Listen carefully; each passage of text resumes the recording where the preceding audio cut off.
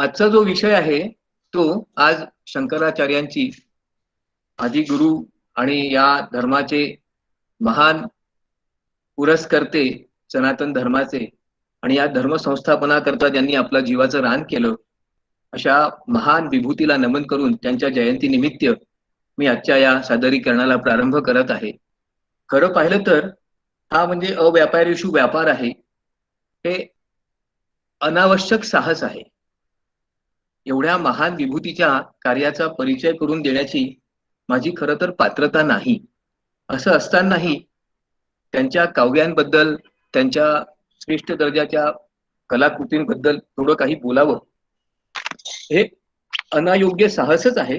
पण तरी सुद्धा माझी आपणा सर्वांना विनंती आहे आणि प्रभुपाद आदरणीय शंकराचार्यांना सुद्धा माझी नम्र प्रार्थना आहे की माझे हे जे काही सादरीकरण त्यांनी स्वीकारावं आणि मला उपकृत करावं. माझ्याकडून काही चुका होण्याची शक्यता आहे, कारण माझं या विषयातलं ज्ञान अत्यंत तोकडं आहे, मर्यादित आहे. तरी सुद्धा माझे विचार मी आपल्या पुढे मांडत आहे.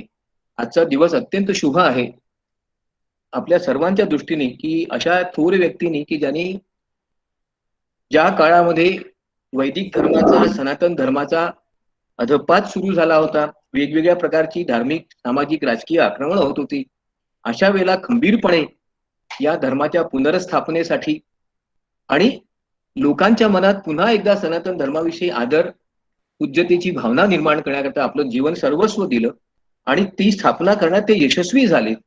आज जवळपास 2500 वर्षांपासून त्यांच्या या थोर कार्याचा आपणा सर्वांना परिचय झालेला आहे.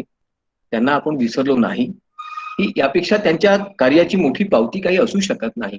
एखादं विभूतिमत्व जेव्हा समाजाच्या मनावर कायम ठसा करून राहतं, त्याच्या कार्याबद्दल कायम स्वरूपाची कृतज्ञता आणि पुण्यत्वाची भावना त्या समाजामध्ये असते आणि वेगवेगळ्या प्रसंगी त्या व्यक्तीचं, त्या थोर पुरुषाचं आपल्याला स्मरण होतं, त्याच्या कार्याचं, त्याच्या कृतींचं, त्याच्या कलाकृतींचं. यापेक्षा वेगळी पावती अशा अमरत्वाचं आणि कीर्ती चिरंतन स्वरूपात जिवंत असणाऱ्या व्यक्तीला दुसरी कोणती नको. आदि शंकराचार्यांची आजची जी जयंती आहे त्या निमित्ताने शंकराचार्यांनी ज्या महान रचना केल्यात, विशेषतः स्तोत्र रचना केल्यात, त्यातल्या काही स्तोत्र रचनांचा थोडक्यात परिचय आणि त्याबद्दल माझं मत मी आपणाला सांगणार आहे. शंकराचार्यांच्या जीवनाचा परिचय करून देताना एका श्लोकामध्ये त्यांच्या एका शिष्याने त्यांचं वर्णन कसं केलं आहे बरं. आर्यांबा जठरे जनी द्विज सती दारिद्र्य निर्मूलनम संन्यासाश्रयणम गुरुपद सदनम श्रीमंडना दीर्जयम शिष्यौग ग्रहणम सुभाष्य रचनम सर्वज्ञ पीठाश्रया पीठानाम रचनेती संग्रहमयी सैषा कथा शांकरी. खराय, आर्यांब्याच्या जननी जन्माला आलेल्या या महान पुरुषांनी आपल्या महान आणि श्रेष्ठ ज्ञानाच्या तेजोप्रकाशानेच नव्हे तर आपल्या पुण्य प्रभावाने सुद्धा अनेकांना पुनर्जीवन दिलं.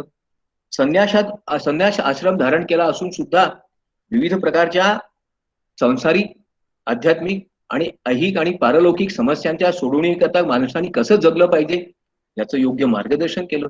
धर्म संस्थापना केली, शिष्यांचा मोठा ओघ गोळा केला, अनेक सुभाषितांची आणि अनेक महान ग्रंथांची रचना केली, 4 महान पीठांची स्थापना केली आणि एवढंच नव्हे तर धर्म पुनर्स्थापनेकरता आपलं जीवन सर्वस्व दिलं. ही शंकराची कथा. खरोखर आदि शंकराचार्यांसारखा महापुरुष या भूतलावर क्वचितच झाला असेल. आपल्या आधुनिक काळातले शशी थरूर किंवा डॉक्टर पवन वर्मा यांच्यासारख्या विचारवंतांनी सुद्धा भारतातला सर्वोत्कृष्ट आणि सर्वश्रेष्ठ विद्वान पुरुष या शब्दात त्यांचा गौरव केला आहे. अशाही व्यक्तींकडून त्यांचा गौरव होतो, यापेक्षा वेगळी पावती काय असायला हवी बरं. आदि शंकराचार्यांच्या एकंदरीतच तत्वज्ञानाचा परिचय करून देताना कवींनी असं म्हटलं आहे, स्मृती स्मृती पुराणा नामलयम करुणालयम नमामि भगवत्पाद शंकर लोकशंकरम. खरं आहे, त्या महान शंकराचार्यांना मी स्मरण करतो, त्यांना वंदन करतो. त्यांनी स्मृती पुराण या आणि वेदांवर भाष्य केलं. अशा त्या भगवत्पाद शंकराचार्यांना नमन करणं हेच माझ्या जीवनाचं खरं कृतार्थता आहे असं मला वाटतं. आपल्यापैकी अनेकांना वासुदेवानंद सरस्वतींचं नाव माहिती असेलच. त्यांच्या अनेक रचना आपण कदाचित पठण केल्या असतील, वाचन केल्या असतील. त्यांनी सुद्धा शंकराचार्यांचा गौरव करताना म्हटलं काय आहे, श्रीमद भगवत पूज्य पादेश्वर वैदिक मार्ग संस्थापक शंकर शिवावतार श्रीमद शंकर किंकर हर हर यतीश त्राही यतीश्वर. शिवसद्गुरु गृहावतरणीय मोहांतक जनशिक्षक तारक दांत खंडित पंडित सहती मंडित मंडन पंडित दुर्मत शांत श्रीमद भगवत पूज्य पादेश्वर किंकर हर हर यती त्राही यतीश्वर. खराय शिवावतारच इतकी प्रचंड प्रकांड विद्वत्ता, एवढं प्रचंड ज्ञान आणि अशी असाधारण प्रतिभा असणारा व्यक्ती भूतलावर क्वचितच जन्माला येतो. परमेश्वराचा तो दुसरा अवतार असल्याशिवाय एवढं असाध्य वाटणारं कार्य एखाद्या व्यक्तीला सहज शक्य होऊ शकत नाही. 8व्या वर्षी संन्यास घ्यायचा आणि 32व्या वर्षी हा इहलोक सोडून जायचं, म्हणजे अवघ्या 24 वर्षांमध्ये कन्याकुमारी पासून तर काश्मीर पर्यंत प्रवास करायचा. पूर्व आणि पश्चिम भारताला जोडणारा प्रवास करायचा. अत्यंत खडतर असणाऱ्या त्या काळातल्या आणि कुठल्याही प्रकारच्या प्रवासाची साधनं नसताना पायीच चालून इतक्या वेगवेगळ्या ठिकाणांना भेट द्यायची, ठिकठिकाणी धर्मस्थापना करायची, आपल्या विचारांचा प्रसार करायचा. आणि जनशिक्षकाशिवाय एखाद्या कोणाला काम हे शक्य आहे हो. आणि म्हणूनच त्यांना वासुदेवानंदांनी जनशिक्षक म्हटलंय. ते खरंच आहे.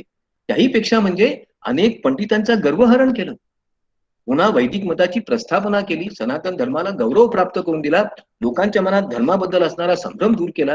हे सोपं काम आहे का हो? एखाद्या माणसाने केवळ पायी जरी कन्याकुमारी पासून काश्मीर पर्यंत जायचं ठरवलं तर त्याच्याकरता तो मोठा पराक्रम होतो. एवढं सगळं काम ज्यांनी केलं तो यतीश्वर परमेश्वराचा अवतार नसेल तर काय? खरोखर असाधारण शक्ती आणि क्षमता असल्याशिवाय कोणत्याही व्यक्तीला हे कार्य शक्यच नाही. शंकराचार्यांचं जीवनचरित्र यापूर्वी मी 2 भागांमध्ये पूर्वी सांगितलेलं आहे. त्यात बऱ्याचशा गोष्टी सांगितल्या, त्या कदाचित अपूर्णच असतील, परिपूर्ण नसतील, त्याच्यात अनेक त्रुटी सुद्धा असतील. परंतु आज मात्र मी केवळ त्यांच्या लेखनावर, विशेषतः त्यांच्या कवित्वावर आणि त्यांच्या काव्य लेखनाबद्दलच सांगणार आहे. शंकराचार्यांच्या लेखनाचा हेतू काय होता हो? अनेक प्रकारचे हेतू मनात घेऊन या महापुरुषांनी विविध प्रकारचं लेखन केलं. सगळ्यात महत्वाचा हेतू जर कोणता होता तर त्या काळात सनातन धर्माला जी अवनती आणि उतरती कळा आली होती, त्यावेळेला धर्मसंस्थापना करणं, सनातन धर्माच्या वैदिक मताला पुनर्श्रेष्ठत्व प्राप्त करून देणं, लौकिक प्राप्त करून देणं हे अत्यंत अवघड कार्य होतं. एक लक्षात घ्या, त्या काळातला समाज कसा होता? ज्या धर्माला राजाश्रय असेल तोच धर्म जनतेचा होत होता.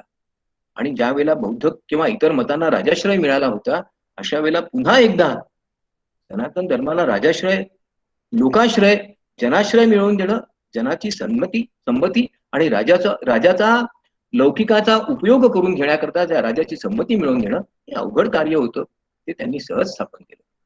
राष्ट्रजागृती सगळ्यात महत्वाचं कार्य आहे. त्याच्याबद्दल मी नंतर परत सांगणारच आहे, पण एका शब्दात सांगतो. हा देश एकच आहे. हा भारत, हे भारतवर्ष वेगळं नाही. याचं कोणीही विभाजन करू शकत नाही. याच्यातल्या प्रत्येक व्यक्तीमध्ये त्याच्या हृदयात राम किंवा श्याम आहेच. आणि जर असा तो राम आणि श्याम या प्रत्येक व्यक्तीच्या हृदयात असेल तर तो अंतःकरणातून बाहेर येऊन कृतीत का उमटत नाही? तो देशाला एकसंघ का ठेवू शकत नाही? त्याच्याकरता ह्या धर्माच्या भावनेला केवळ देवघरात कोंडून न ठेवता समाज मनात तिथे स्थापना केली पाहिजे. त्याच्याकरता राष्ट्र जागृती. कारण जोपर्यंत राष्ट्र जागृत होत नाही तोपर्यंत जागृत झालेल्या धर्माचा काय उपयोग? आणि धर्माचा हेतूच तो आहे. धर्मो रक्षती धर्म. तो धर्म जो राष्ट्राचं रक्षण करू शकत नसेल त्या धर्माचा उपयोग काय? आणि म्हणून राष्ट्र जागृती, धर्माचा प्रचार. विविध मत त्या काळात होती, आजही आहेत. प्रत्येक मताच्या पुरस्कार करणाऱ्या व्यक्तीला माझंच मत, माझाच धर्म, माझाच पंथ, माझाच विचार श्रेष्ठ आहे असं वाटतं. अशा वेळेला एकेश्वरी अद्वैतवादाचा सिद्धांत मांडून सर्वांना पुन्हा एका सूत्राखाली आणणं हे किती मोठं काम आहे हो. धर्माचं आकलन, या धर्माबद्दल वेगवेगळी मतमतांतर आहेत, अनेक संदेह आहेत. या धर्माच्या प्रत्येक पंथांनी, प्रत्येक अनुयायांनी या धर्माचा आपापल्या प्रकारे अर्थ लावण्याचा प्रयत्न केला. त्यातून संघर्षाची परिस्थिती निर्माण झाली. शैव आणि वैष्णव, शाक्त आणि वैष्णव, शाक्त आणि शैव अशा प्रकारचे पंथोपभेद होऊ लागलेत. आणि त्यातून संघर्षच नव्हे तर हत्याही होऊ लागल्या. या समाजाचं विभाजन व्हायला लागलं. हे योग्य नाही. याच्याकरता धर्माचं नेमकं आकलन, हा ईश्वर सगळ्यांचा आहे, एक आहे. आणि हा ईश्वर एका धर्माचा आहे. या धर्मात वेगवेगळे पंथ असतील, वेगवेगळी मतं असतील, वेगवेगळे विचार असतील, वेगवेगळी तत्वज्ञान असतील, वेगवेगळी दर्शन असतील, पण आकलन एकाच धर्माचं एकाच पद्धतीने होऊ शकतं. ते सनातन धर्माचं हा विचार किती मोठा आहे. धर्माबद्दल जागृती नंतर सांगणार आहे, पण एक गोष्ट सांगतो. आपल्याला असं वाटतं आज मंदिरांची फार अवस्था वाईट झालेली आहे. आचार्यांच्या काळातही तशीच परिस्थिती होती. अनेक मंदिरातल्या देवताच निघून गेल्या होत्या. काही मंदिरं खंडखंडित झाली होती. त्या मंदिरांचा पुनरुद्धार करणं, जीर्णोद्धार करणं, मूर्तींची पुनर्स्थापना करणं त्याच्या पाठीमागचा हेतू मोठा आहे. तिथे जिथे कुठे धर्मस्थळ असेल तिथे नीतिमत्ता राहील, तिथे समाजात शांती राहील आणि म्हणून धर्मजागृती करणं आणि धार्मिक एकात्मता. आम्ही सर्व हिंदू आहोत, आम्ही सर्व सनातन धर्माचे पाईक आहोत. या एकाच धर्माच्या छत्राखाली आम्ही राहिलो तरच आमच्या धर्माचं आणि आमच्या राष्ट्राचं आमच्या समाजाचं रक्षण होऊ शकेल. हा विचार त्याच काळात नव्हे, आजही महत्वाचा आहे, हे कृपा करून लक्षात घ्या. मग आचार्यांचं जे योगदान आहे ते कशा प्रकारचं आहे हो? सगळ्यात पहिले तर अत्यंत श्रेष्ठ दर्जाची विद्वत्ता. आचार्यांनी केलेल्या लिखाणावर टीका करणं अनेकांना शक्य झालं नाही. त्यांच्या लिखाणाचं नेमकं आकलन करून घेणं आणि त्याचं योग्य प्रतिपादन करणं हे एखाद्या व्यक्तीच्या जीवनाचं संपूर्ण जीवनाचं कार्य असू शकतं. त्यांच्या एकाच पुस्तकावर टीका करण्याचं क्वचितच कोणाकोणामध्ये आहे. मग अशा वेळेला त्या लेखनाला, त्या विद्वत्तेच्या मूर्त स्वरूपाला आपण जर विद्वत्तेचा एक जागृत नमुना मांडलं तर काय चूक आहे? त्याला एक शैक्षणिक मूल्य सुद्धा आहे. आपल्या समाजात जेव्हा वेगवेगळी मतं असतात, त्या प्रत्येक मताचा साररूप काढणं, त्याचा योग्य अर्थ लावणं आणि या मतांमुळे होणारे संघर्ष आणि विभेद नष्ट करणं, लोकांना एकात्मतेचा मंत्र देणं, हे किती महत्वाचं कार्य आहे हो. धर्माबद्दल जागृती निर्माण करणारं लिखाण करणं तर अत्यंत आवश्यक आहे. आपल्यापैकी अनेक लोकांना धर्मग्रंथांची नावं माहिती असतात, त्यांचं वाचन क्वचितच कोणी केलं असतं. त्यात नेमकं काय सांगितलं आहे आणि कशा करता सांगितलं आहे याच्याबद्दल आपल्याला जाणीवच नसते. मग ही जाणीव निर्माण करणं आवश्यक नाही का? एकता आणि एकात्मता हा प्रत्येक राष्ट्राचा मूलमंत्र आहे. ज्या देशात धर्म जागृत आहे, ज्या देशाचा धर्म जागृत आहे, त्या देशाला राष्ट्रधर्म आहे, त्या देशातच एकात्मता राहू शकते.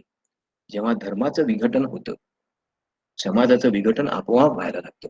जेव्हा आपण जाती, धर्म, पंथ यामध्ये स्वतःचं विभाजन करायला लागतो, आपला धर्म विसरून आपल्या जातींबद्दल, आपल्या पंथाबद्दल, आपल्या मतांबद्दल, आपल्या उपासना पद्धतीबद्दल आपल्या मनात अनावश्यक अभिमान जेव्हा निर्माण होतो, तेव्हा जो आपला मूळ धर्म आहे सनातन, त्याच्याबद्दलच आपण निराश व्हायला लागतो.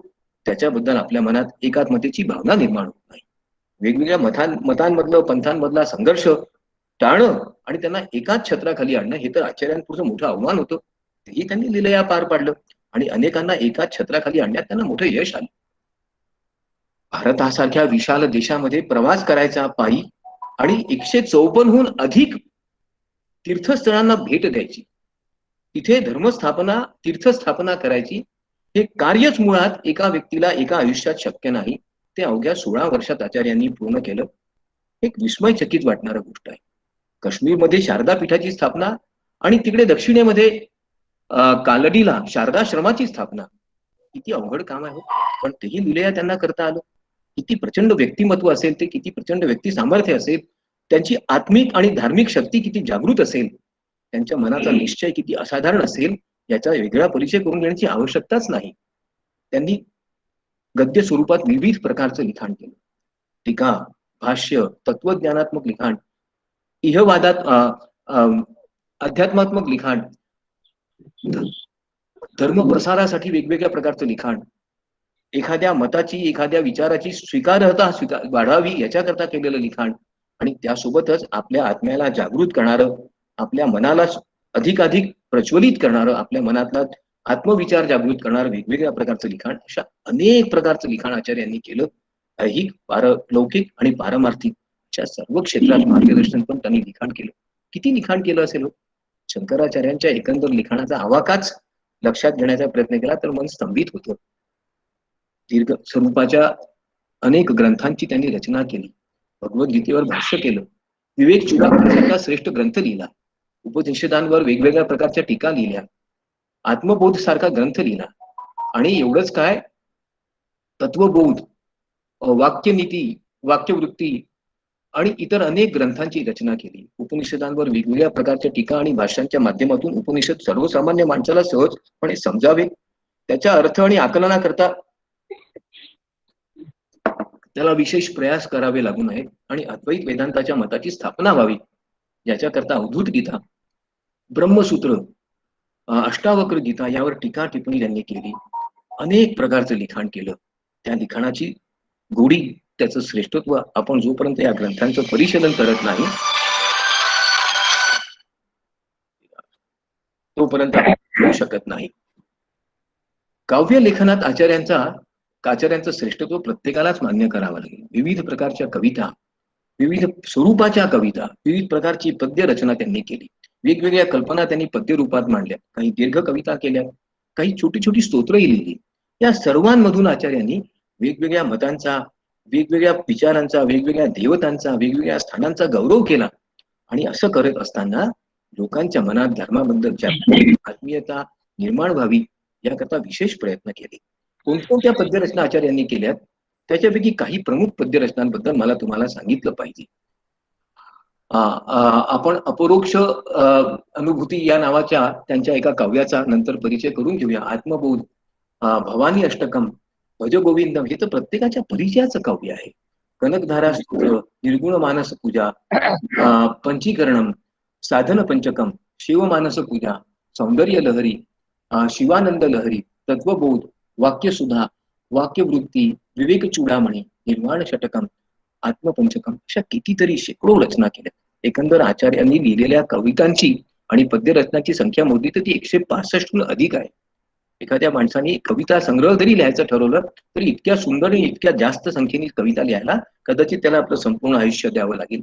मग हे तर चालता चालता फिरता फिरता त्यांनी केलेलं कार्य आहे. यावरून त्यांच्या विद्वत्तेचा आपल्याला परिचय व्हायला हवा. विविध प्रकारच्या कविता लिहिल्या. कशा कशा प्रकारच्या कविता लिहिल्या? भुजंगम म्हणजे ज्याला आपण स्तुती पर स्तोत्र म्हणतो. आर्जव म्हणजे प्रार्थना, एखादी मागणी करून याचना करून केलेली प्रार्थना. भजन एखाद्या परमेश्वराचं संस्मरण करण्याकरता केलेली प्रार्थना, साधी प्रार्थना. याचना समर्पणाच्या वृत्तीतून केलेल्या कविता. संकीर्तन एखाद्या परमेश्वराचं, एखाद्या देवतेचं सतत नामस्मरण करण्याकरता केलेल्या कविता. काही ठिकाणी शरण्य भाव, एखाद्या परमेश्वराला, एखाद्या देवतेला शरण जाणं आणि तुझा माझ्यावर अनुग्रह होऊ नये, व्हावा याच्याकरता याचना करणं. काही कविता त्यांच्या अशा आहेत की ज्या समूहामध्ये आपल्याला म्हणता येतील आणि काही वेळा एखाद्या देवतेला आवाहन करणाऱ्या कविताही त्यांनी केल्या. अशा विविध प्रकारच्या कविता आचार्यांनी केल्या. प्रत्येक क्षेत्रात त्यांनी केलेल्या कविता असाधारण दर्जाच्या आहेत. ज्या कविता आहेत, ही जी पद्यरचना आचार्यांची आहे ती विविध प्रकारची आहे. सगळ्यात पहिले तर स्तुती, नंतर अर्चना, मग अष्टकम, भुजंगम, प्रार्थना, याचना, शरण्य भावानी केलेल्या कविता आणि आत्मबोधाच्या कविता. या सर्व पद्य रचनांमधून आचार्यांचं शब्दवैभव, त्यांच्या संस्कृत भाषेवरची त्यांची पकड, शब्दांचा वेगवेगळ्या प्रकारे खेळ करण्याची त्यांची लीलया क्षमता आणि एवढ्यापेक्षाही महत्वाचं म्हणजे त्यातून भाव, वृत्ती आणि भावना यांचं अत्यंत उत्तम प्रकारचं सादरीकरण. यामध्ये आचार्यांना कोणीही आचार्यांसारखा दुसरा कवी क्वचितच होईल. मग आचार्यांनी ज्या स्तोत्र रचना केल्या त्यांच्याबद्दल आपल्यापैकी अनेकांना माहितीच आहे. स्तोत्र म्हणजे काय हो? परमेश्वराची केलेली स्तुती, त्याची केलेली प्रार्थना आणि अर्चना, त्याची मनाने केलेली पूजाच. बरेच वेळा आपल्यापाशी पूजा करण्याकरता साधनं नसतील, परंतु जेव्हा आपण परमेश्वराचं संकीर्तन करतो ती एक मानस पूजाच असते. कधी कधी एखादं स्तोत्र आपण परमेश्वराची याचना करण्याकरता करतो. हे देवा मला काहीतरी दे, मला संकटातून मोकळ कर, मला एखाद्या अडचणीतून बाहेर काढ. अशा प्रकारे जेव्हा आपल्या सर्व क्षमता संपतात असं आपल्याला वाटतं त्यावेळेला आपण परमेश्वराची याचना करण्याकरता सुद्धा स्तोत्र रचना करीत असतो, स्तोत्र गायन करीत असतो, आर्जव करीत असतो. आत्मपरिचय, मी कोण आहे याचा जोपर्यंत माणसाला परिचय होत नाही तोपर्यंत त्याला स्वतःच्या क्षमता आणि मर्यादांची जाणीवच होत नाही. बरीच वेळा आपण गर्वामध्ये जातो, अभिमानाने आपल्याला आपल्या समोरच्या गोष्टी दिसू लागत नाही, अभिमानाचा अंधकार आपल्याला सर्व प्रकारे झाकळून टाकतो. अशा वेळेला आचार्यांचं एखादं आत्मबोधपर काव्य जर आपण वाचलं तर क्षणार्धात आपला पुढचा हा अंधकार नष्ट होईल याची मला खात्री आहे. आणि त्याही पेक्षा म्हणजे आत्मोन्नती. या पृथ्वीवर, या लोकात आपण सर्वच आलो, सर्व तिथून जाणार आहोत. परंतु जीवनाचा काही हेतू आहे का? काय केलं पाहिजे, कशा करता जगलं पाहिजे याची जाणीव होणं हीच मनुष्यत्वाची खरी ओळख आहे. आणि त्याकरता वेगवेगळ्या प्रकारच्या आत्मिक जाणीवेच्या कविता, पद्यरचना. आचार्यांच्या या स्तोत्रांमध्ये काय काय आहे? तर सगळ्यात पहिले तर एखाद्या देवतेची पूजा, एखाद्या देवतेने आपल्याला क्षमा करावी, आपल्या अपराधांबद्दल क्षमा करावी, आपल्या चुकून कळत नकळत झालेल्या दुष्कृत्यांबद्दल, आपल्याकडून न होऊ शकलेल्या त्या देवतेच्या स्मरणाबद्दल प्रार्थना करायची आहे. याचना करायची की देवा देवे मला माफ कर. कधी कधी आपल्या समस्या अडचणी दूर करण्याकरता, कारण बऱ्याच सगळ्या समस्या ज्या आपल्या असतात त्या ऐहिकच असतात असं नाही, कधी कधी त्या पारमार्थिक सुद्धा असतात. काही समस्यांचं निराकरण आपण आपल्या ऐहिक क्षमतांनी करू शकत नाही, त्यावेळेला मनाची क्षमताच कामाला येते. मनाचा निग्रह, मनाची ही अपूर्व शक्ती याची जाणीव बरेच वेळा आपल्याला प्रार्थनांच्या माध्यमातून होते. देवाला काहीतरी मागण्याकरताच नव्हे तर ज्ञान देण्याकरता. या पृथ्वीवर या सर्व मोहांपासून मुक्ती करता आपण देवाची प्रार्थना करतो. आणि सगळ्यात महत्वाचं म्हणजे जेव्हा आपल्या मनात एखाद्या देवतेबद्दल प्रचंड करुणा, प्रचंड आदर आणि भावना निर्माण होतात, शरण जाण्याची वृत्ती निर्माण होते, त्यावेळेला आपल्या मनात या ज्या भावना असतात या इतर कोणत्याही प्रकारच्या भावनांपेक्षा सारख्या नसतात, त्यापेक्षा बऱ्याच वेगळ्या असतात. एखाद्या देवतेशी एकरूप होण्याची, तिला समजून घेण्याची, तिला आपल्यात पाहण्याची आणि त्या देवतेत विलीन होण्याची जी इच्छा असते ना, त्यातून जी आपण प्रार्थना करतो ती खरी प्रार्थना असते. मग ह्या स्तोत्रांचं भजन, गायन, कीर्तन कसं करायचं? वेगवेगळ्या प्रकारे आपण ते करत असतो. काही स्तोत्र आपण सामूहिक रूपात गात असतो. घरी असताना आपण आपल्या घरातल्या सदस्यांबरोबर जेव्हा एकत्र बसून प्रार्थना म्हणतो, त्यावेळेला त्या प्रार्थनेचा स्वर, सूर आणि भाव वेगळाच असतो. ज्यावेळेला एकांतामध्ये जेव्हा आपण परमेश्वराला एखाद्या मंदिरात त्याच्या मूर्तीकडे पाहतो, त्यावेळेला मनात येणाऱ्या ज्या वृत्ती आणि चित्तवृत्ती असतात त्याही वेगळ्याच असतात. अशा सर्व प्रकारच्या परिस्थितीमध्ये आपण परमेश्वराची जी प्रार्थना करतो ती कधी सत्व भावातून असते, कधी स्तुतीमुळे असते, तर कधी परमेश्वराशी आपण नातं जोडलेलं असतं, की हा परमेश्वर माझा पिता, माझी माता, माझा बंधू, माझा सखा, सहोदर, माझं सर्वस्व आहे, असं कधी कधी आपल्याला वाटतं. त्याही वेळेला आपण या परमेश्वराची प्रार्थना करतो. एक कवी म्हणून शंकराचार्यांनी ज्या कविता केल्या, त्या पद्यरचना केल्या, त्याच्यातून काही गोष्टी सहज स्पष्ट होतात. एक महान पद्यकार ज्यांचा भाषेवर पूर्ण प्रभुत्व आहे, शब्दांवर प्रभू, ते खऱ्या अर्थाने शब्द प्रभूच आहेत. केवळ शब्द प्रभू नाही, तो उपमा, उत्प्रेक्षा, अलंकार यांचा लिलया आणखीन हवा तसा वापर करण्याची प्रचंड हातोटी, भाषेवरची ही क्षमता एखाद्या मुलाला 8व्या वर्षी मिळू शकते का हो? पण खरोखर हा चमत्कार जर असेल तर आचार्यांनी तो घडवून आणलेला आहे. कितीतरी कौशल्याने वेगवेगळ्या शब्दांचा वेगवेगळ्या अर्थांसाठी आणि एकाच शब्दाचा वेगवेगळ्या अर्थांसाठी वापर करणं, काही विशिष्ट प्रकारच्या शब्दरचना करून त्यातून एखादा विशिष्ट भाव प्रकट करणं, सोप्या, सहज, साध्या, पटकन म्हणता येतील, स्मरणात ठेवता येतील अशा रचना करणं, त्या कोणाही केव्हाही म्हणू शकेल, केव्हाही सांगू शकेल आणि चटकन लक्षात ठेवू शकतील, त्या पठनीय आहेत, गायनीय आहेत अशा रचना करणं, हे किती कौशल्याचं काम आहे, किती श्रेष्ठत्वाचं काम आहे, हे आचार्यांच्या रचनाशी परिचय झाल्याशिवाय आपल्याला कदाचित कळणार नाही.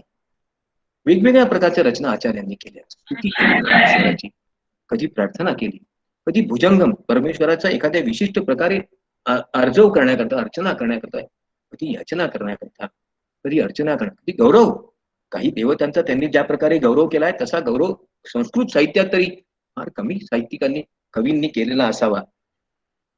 कधी कधी त्या एखाद्या स्थानाचं, काशी असेल, नर्मदा असेल, नर्मदेपाशी असणारं एखादं स्थान असेल, गंगेपाशी तिच्या तीरावर असणारे एखादं स्थान, केदार असेल, बद्रीनाथ असेल, सर्व ठिकाणच्या स्थानांचं महत्त्व सांगण्याकरता, भजन करण्याकरता, सामूहिकरित्याने शिष्यांसोबत बसून एखाद्या देवतेची प्रार्थना करण्याकरता आणि सगळ्यात महत्वाचं म्हणजे आपल्या जीवनाचा अर्थ समजून घेण्याकरता आत्मबोधपर कविता, अशा अनेक कविता आचार्यांनी केल्या.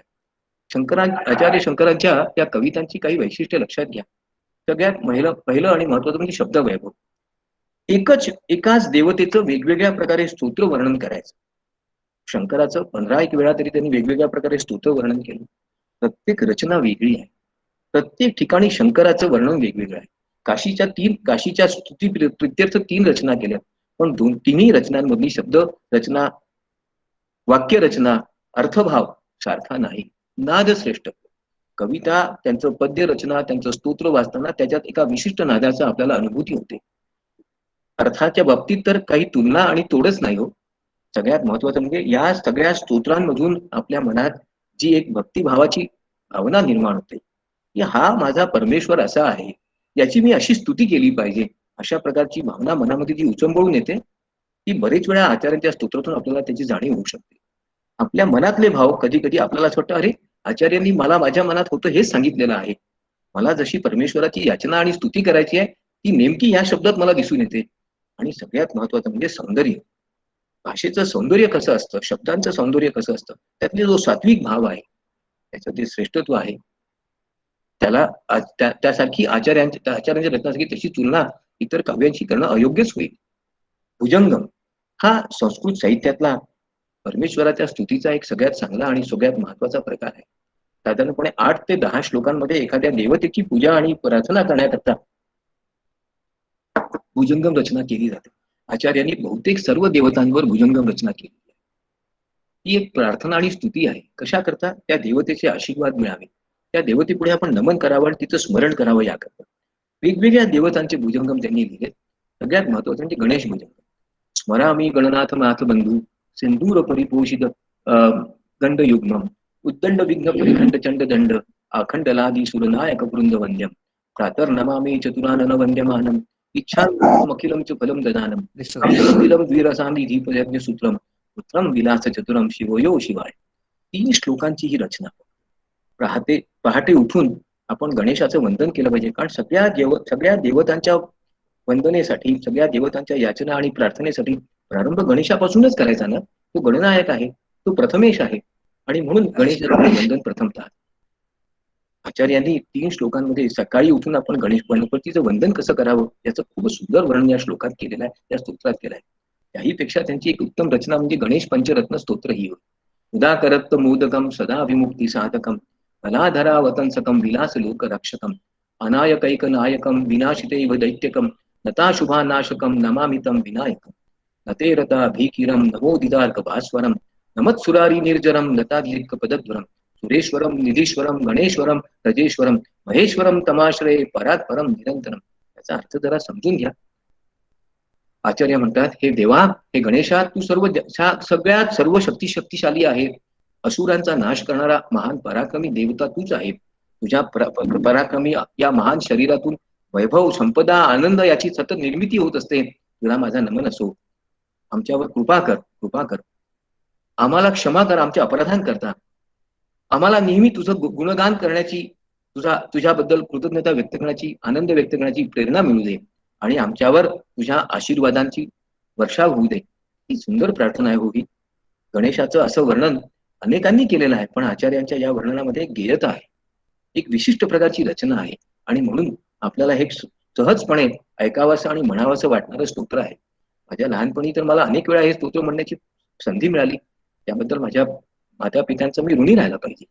मनकर्णिका स्तोत्र हे आचार्यांची एक अत्यंत अभूतपूर्व रचना आहे. काशीला गेल्यानंतर मनकर्णिकेचा घाट जर कोणी पाहिला नसेल तर त्यांनी काशी पाहिले नाही. या मनकर्णिकेच्या घाटाबद्दल आणि स्तोत्राबद्दल एक गोष्ट आहे. मनकर्णिका हे नाव कसं पडलं असेल हो, तर जेव्हा भगवान विष्णूंनी प्रचंड आणि अत्यंत खडतर तपश्चर्या केली, त्यावेळेला शंकर सुद्धा स्वतः प्रसन्न झाले आणि त्यांनी अत्यंत आनंदाने आपली मान डोलावली. तेव्हा त्यांच्या कानातलं कुंडल खाली पडलं आणि म्हणून ज्या ठिकाणी ते कुंडल पडलं तो घाट म्हणजे मणिकर्णिका घाट. त्याचं वर्णन करताना, त्याचा गौरव करताना आचार्य म्हणतात, काशी धन्य तमा विमुक्त नगरी सालंकृता गंगया तत्रेयम मणिकर्णिका सुखकरी मुक्तीर ही तत्किं करी स्वर्लोक स्तुलित सहैव विबुधै काश्याम तम ब्रह्मणा काशी क्षोणी तेले स्थिता गुरुतरा स्वर्गो लघुत्वम गता. स्वर्गालाही लघुत्व आणणारं जर कोणतं स्थान असेल तर काशी आहे. काशी सारखं दुसरं काय आहे? तिथे सुख आहे, सुखकरी आहे, सुख देणारी आहे, आपल्याला स्वलोकात स्वर्गाचा आनंद देणारी, सगळ्या प्रकारच्या अवस्थांमध्ये मुक्ती देणारी जर कोणती जागा असेल तर ही काशी आहे. त्यातला हा मणिकर्णिका घाट आहे. आणि म्हणून ते म्हणतात की जिथे शिव आणि विष्णू या दोघांनीही तप केलं आहे, निवास केला आहे, अशा मनकर्णिका घाटाला मी नमन करतो. मृत्यूच्या समयी जर माणसाला जर इथे येता आलं तर त्याला सहज मुक्ती मिळू शकते. आणि माणसाला हवा ते स्वरूप जर विष्णू रूपाचं पाहायचं असेल तर या घाटावरच यायला पाहिजे. आणि म्हणून ते म्हणतात की देवा, या मनकर्णिका घाटाची प्रार्थना करण्याची, तिचा गौरव करण्याची मला संधी मिळाली, त्याच्याबद्दल ते कृतज्ञता व्यक्त करतात. अष्टकम हा आचार्यांचा एक अत्यंत आवडता स्तोत्र प्रकार आहे. 8 कडव्यांमध्ये एखाद्या देवतेची, परमेश्वराची स्तुती करायची, अत्यंत सोप्या शब्दात करायची, वेगवेगळ्या वृत्तांमध्ये करायची. साधारणपणे ही स्तुती करताना त्याच्या प्रार्थनेचा भाव त्या स्तोत्रामधून व्यक्त झाला पाहिजे, त्याचं गुणगौरवण झालं पाहिजे आणि इष्ट देवतेचं अभिष्ट चिंतन झालं पाहिजे.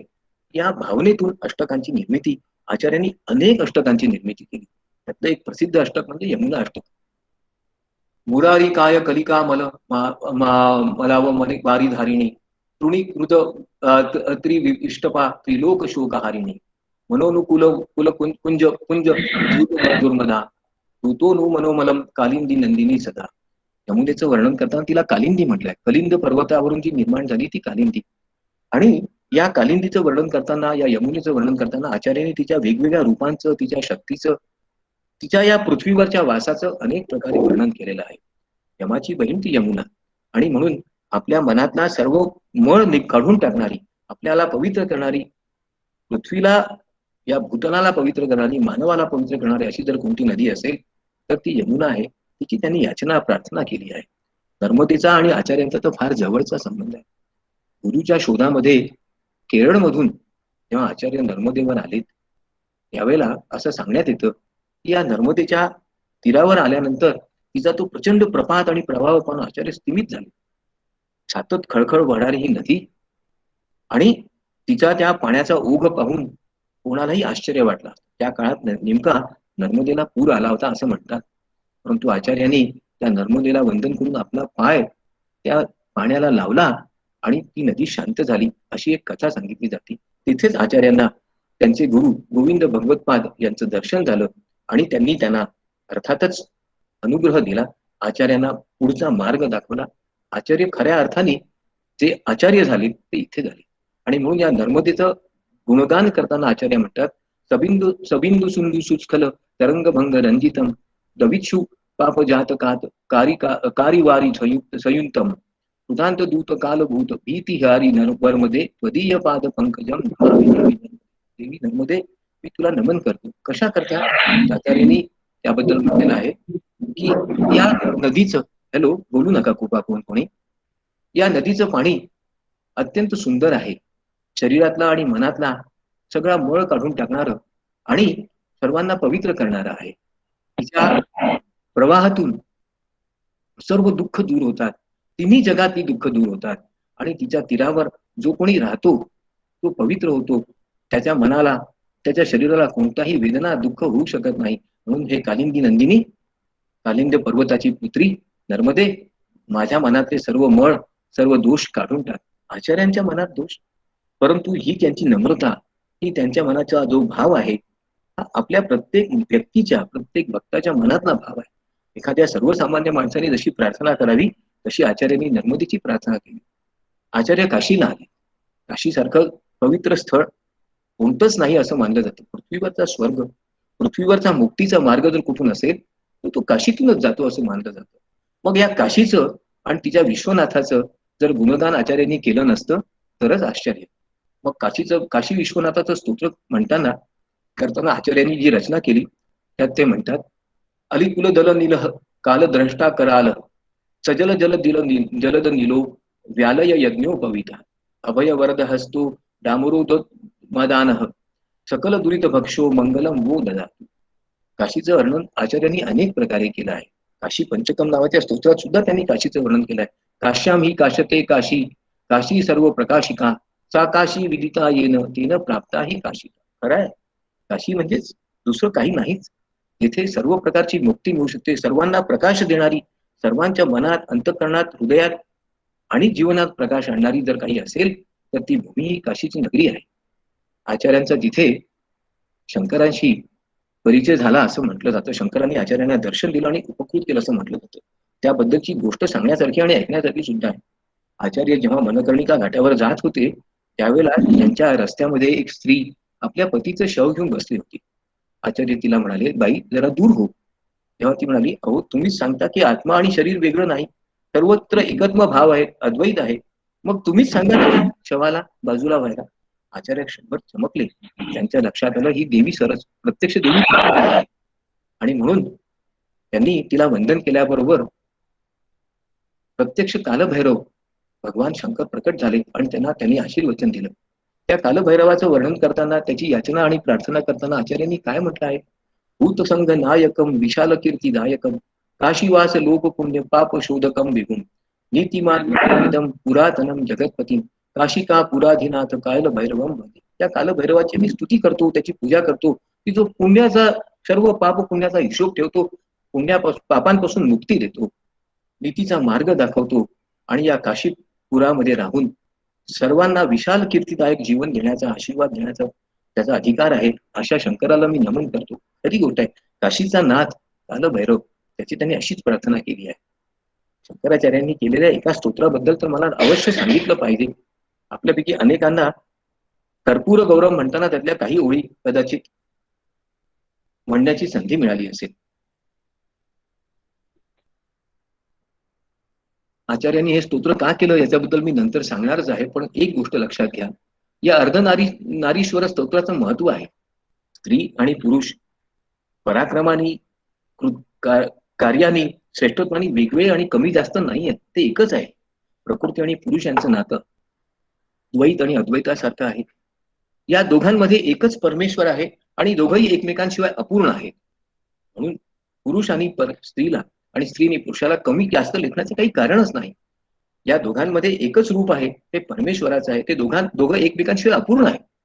म्हणून त्या अर्धनारीश्वरा स्तोत्रामध्ये आचार्य म्हणतात, मंदारमाला कलिता कायई कपाल मालांकित कंदराय दिव्यांबराय च दिगंबराय नमः शिवाय. खरं या दोघांमध्ये स्त्रीमध्ये आणि पुरुषांमध्ये देवत्व पहा, त्यांच्यामध्ये भेदभाव करू नका. त्या दोघांची शक्ती एकसारखी आहे हे समजून घ्या. आपल्या समाजामध्ये असणाऱ्या अनेक प्रकारच्या गैरसमजांना दूर करणारे हे स्तोत्र आहे, हे कृपा करून लक्षात घ्या. उमा महेश्वर स्तोत्र हे आचार्यांनी केलेलं आणखीन एक अत्यंत रोचक, रंजक आणि मनोहारी स्तोत्र आहे. त्यामध्ये सुद्धा त्यांनी शंकराची आणि उमेची, अर्थात हे दोघं वेगळे नाहीतच, प्रकृती आणि पुरुष एकच आहेत, त्यांचं वर्णन, त्यांची याचना, त्यांची प्रार्थना करताना आचार्य म्हणतात नमः शिवाभ्याम. तिथे त्यांनी आचार्यांनी शिवाभ्याम हा शब्द वापरलाय. शिव आणि पार्वती दोघांना एकत्र धरूनच, त्यांना वेगळं मानलंच नाही. नमः शिवाभ्याम पशुपालकाभ्याम जगत्रयी रक्षण बद्ध हृदाभ्याम समस्त देवासुर पूजिताभ्याम नमो नमः शंकर पार्विता. खरं आहे, त्या दोघांनाही आपल्या प्रत्येकामध्ये, प्रत्येक पुरुषामध्ये, प्रत्येक स्त्रीमध्ये परमेश्वर पाहण्याची आपल्याला प्रेरणा का होत नाही? आपण स्त्रियांवर जेव्हा अन्याय करतो, अत्याचार करतो, तेव्हा आपल्या लक्षात का येत नाही की आपण प्रत्यक्ष परमेश्वराचाच अपमान करीत आहोत? आचार्यांचा विचार जर अंतःकरणात आणि आचरणात आणायचा असेल तर आपल्या मनामध्ये असणारा हा भेदभावाची भावना आपण काढून टाकली पाहिजे. शिवाष्टकम हे अत्यंत उत्तम स्तोत्र आहे.